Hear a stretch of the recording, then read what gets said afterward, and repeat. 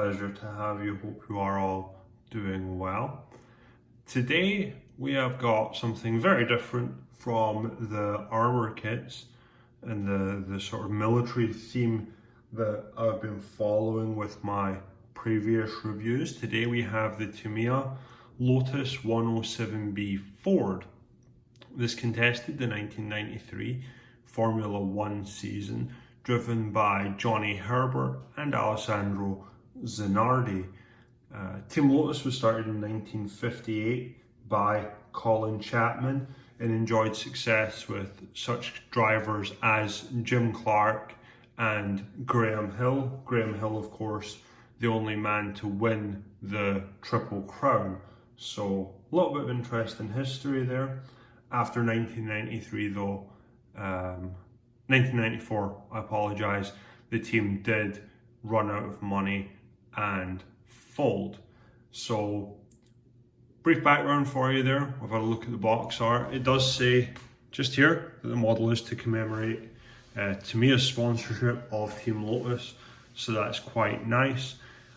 This kit is no longer in production as well. I got it on eBay and it is in 1/20th scale. I got it for $30, but I have seen it listed on there for $200 or so dollars, and this was sealed from the factory, had never been opened until I got my hands on it, and promptly, like an excited child on Christmas, ripped into it. So I'm going to share what's in the box with you. A couple of the parts I did take off the sprues just to test fit them, but I'll show you all that. Okay, so move the box, move my bit of plastic, and try not to knock the camera over. First up, traditional Tamiya instructions. These kits compared to armor kits are quite different because I guess actually if you're doing an interior armor kit, not so much, because you do paint the engine and whatnot and the inside of the chassis, and then start putting all of the sub-assemblies together. One thing to be noted, different to the Revel kit, I built the Revel kits when I was a kid and it really put me off modeling for a long time. These parts actually don't require glue.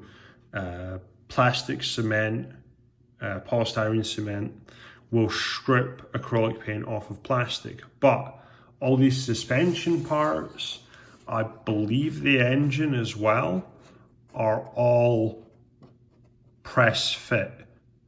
So once you've got everything, your sub-assemblies painted and decaled, stickered, then you're gonna hit the green light there. I apologize if you can hear, that's the 5-minute warning for the flag going off in the background, because it's 5 to 6 in the morning apparently when I'm doing this. For stickers, you get these Goodyear ones.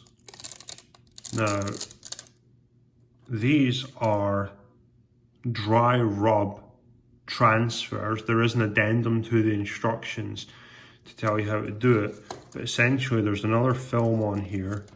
If you can see just down at the corner here, it's kind of coming up. That's my fault, that's not Tamiya's fault. And you take it, cut it out, you peel this backing off, then you press it on the tire, give it a rub with a damp thumb, and then carefully peel the backing off, and it should leave these very nice Goodyear transfers on there. Okay, so we've got that. Just gonna smooth it down and make sure, because I think that covering is actually quite important to these. Then we have two main decal sheets. This one has got a lot of the body panel parts. These semicircles go inside the wheels for the OZ Racing decals, and then there's another one that goes on top of that. We've got these parts which go in the front of the monocoque. This is for the rear wing. And the front wing end plates have got your Nichibutsu and your Tamiya logos, and quite hilariously, Tamiya got their own logo messed up. That's funny to me. It is what it is. Interestingly, down here it's correct. So I don't know who is in charge of proofing the decals. I don't know if all the kits are like that, but that is a mistake.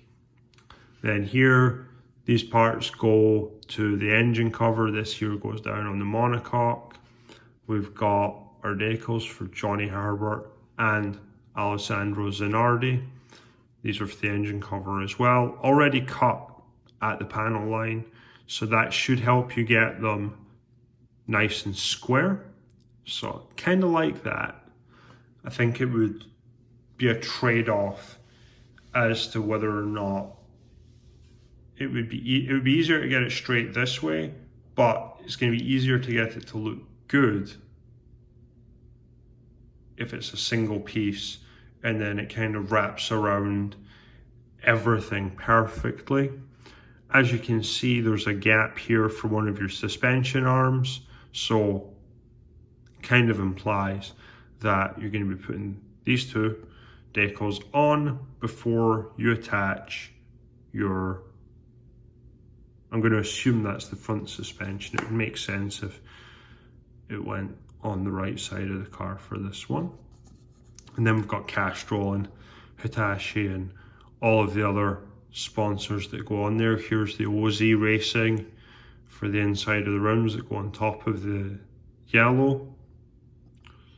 So very nice. They are a little bit discolored. However, car raced in 93, so the kit's probably a 93, 94 era, which means it's kicking 20. So for the amount of yellowing, I mean, I know the driver's lettering should be white, for example, and the Loctite logo I think is white as well. For the age of the kit, I'm not going to lose sleep over it. Here is actually the correct Tamiya logo. So it's almost like they printed the other sheet, realized they'd messed up, and then added it to this sheet. Or it could be entirely intentional. I have no idea why it would be intentional to have a two-part logo, but hey, that was their, they designed it, they decided how to do it. So there's that. We'll go for the tires next. I didn't take these out of the bag because there's the screws in here for the mounts, but they do have quite a mold seam down them, but that's easily sanded. I've seen people take Dremels to it, and once you sand it, they actually look very realistic for tires that have done a few laps, so that's quite good. But I'm going to leave them in the bag just so I don't lose those screws.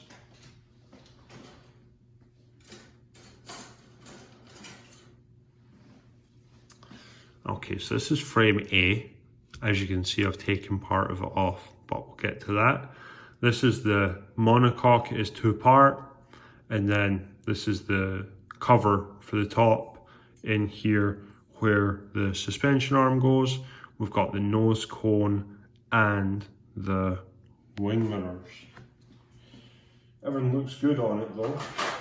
So, I mean, I've been through this kit and there's no excessive flash or mold seams. Things need a bit of a rub. They need a little bit of a rub down, but it's not excessive. So this is your suspensions. So these, some of them go at the rear, some of them go at the front. These are the front brake hubs, I think, and these are the rear hubs. There, they've got kind of the duct for the brake molded into them and what have you, but everything is very nice and tidy. Like I say, no excessive flash. And you can see the sort of, I'm going to call it a cup, that these click around to make everything go together. And here's the pin that those go to.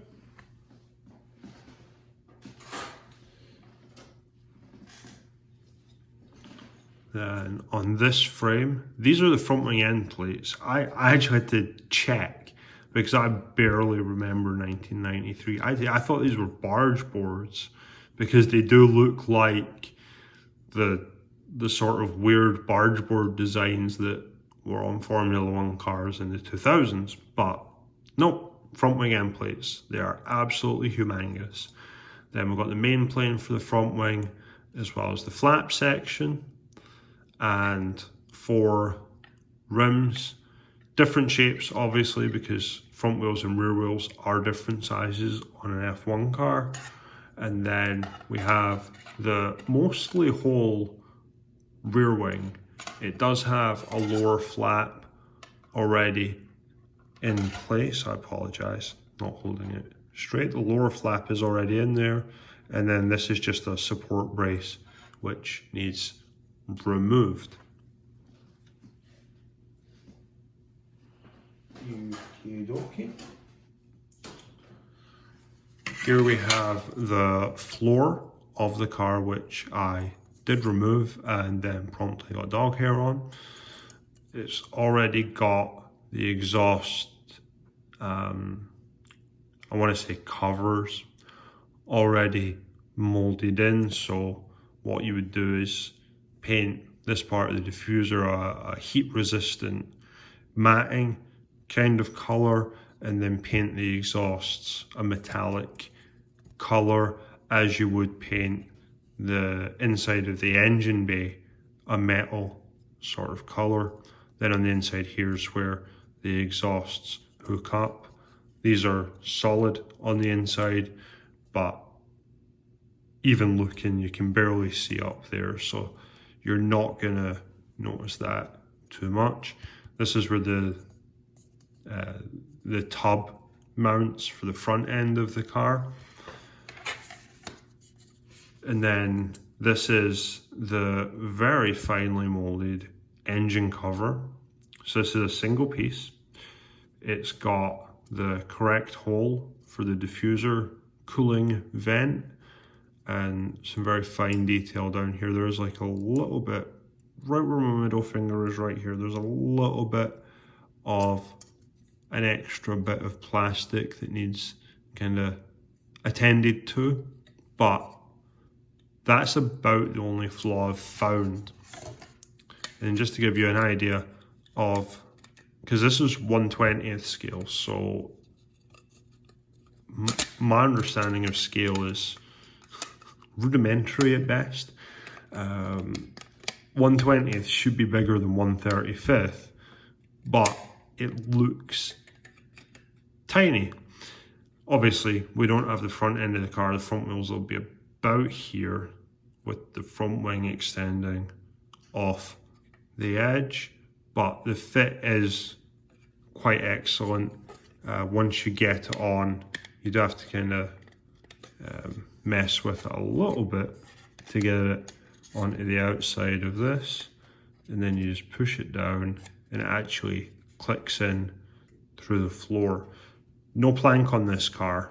If you're thinking about getting this kit and you're not a Formula One fan, and you've seen people paint a strip down here that's a wood sort of color, a wood grain color, don't do that on this car. The plank wasn't introduced until after, I think it was either Imola or Monaco in 1994, as a result of Senna and Ratzenberger being killed and Karl Wendlinger nearly being killed. That's also where the high cockpit sides came from. It's from Karl Wendlinger's accident. But this just kind of clips on, you don't glue it.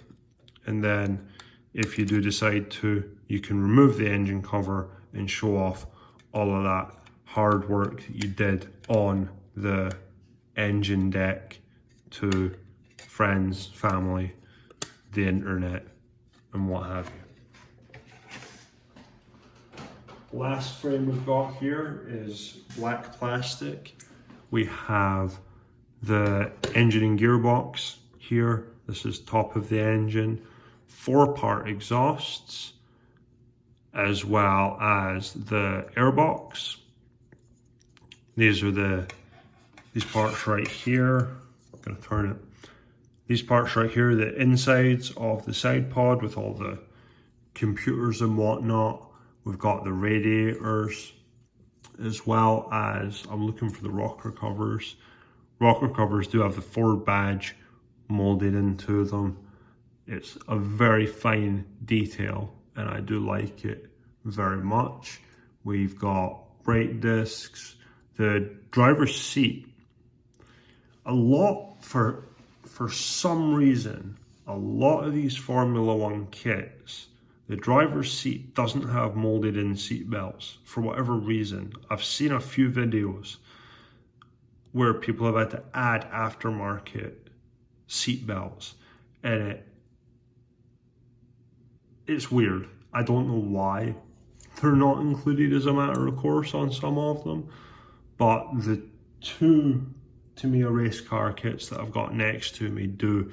I need to check the alphas, but I'm waiting to do my review of my beloved Alfa Romeos until another day for surprise reasons. You'll find out when it's time for you to find out. Sorry, not sorry. I believe this is the visor, the windshield that goes around the top of the front leading edge of the cockpit. Should be clear, if I'm remembering correctly, but it's black. But I mean, if that's the only fault with this kit in terms of accuracy, then I'm not worried. Nobody that I know knows Formula One, and I can live with it personally. Like I say to people on the internet, I'll point out, hey, this is technically inaccurate, but it's your model, and if you like it, then I just need to take it, you know. And generally, I get a pretty good reception from that. Nobody's cussed me out in a while. So, what do we think of this kit, having been through the plastic? It's very well molded. There are ejector pin marks where you're going to have to fill them on things like the floor. Inside of the engine cover, I wouldn't worry too much about the inside of the engine cover, fill in the holes, but it's a 1993 kit.